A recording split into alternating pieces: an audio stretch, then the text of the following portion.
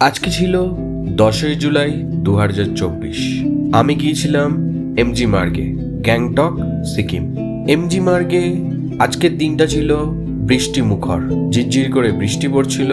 আমি ছাতা নিয়ে গিয়েছিলাম রেস্টুরেন্টে, একটি রিনাউন্ড যেটা এমজি মার্গের ওপর অবস্থিত, ওখানে লাঞ্চ করতে। তো রেস্টুরেন্টটা হলো আগারওয়ালস। আমি ঢুকে পড়ি রেস্টুরেন্টের ভিতরে।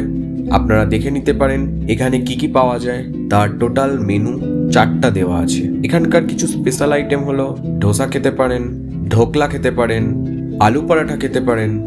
আমি নিয়েছিলাম রুটি তরকারি, তার সাথে একটু আচার। আমার এখানে রুটি তরকারিটা খুবই ভালো লাগে, বাট এই রেস্টুরেন্টটা প্রচণ্ড কস্টলি, যেহেতু এটা এমজি মার্গের ওপর অবস্থিত বলে।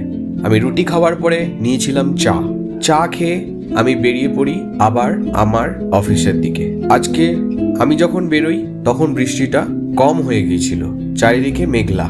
খুব সুন্দর একটা বর্ষাকালের পরিবেশ, চারিদিকটা ফাঁকা।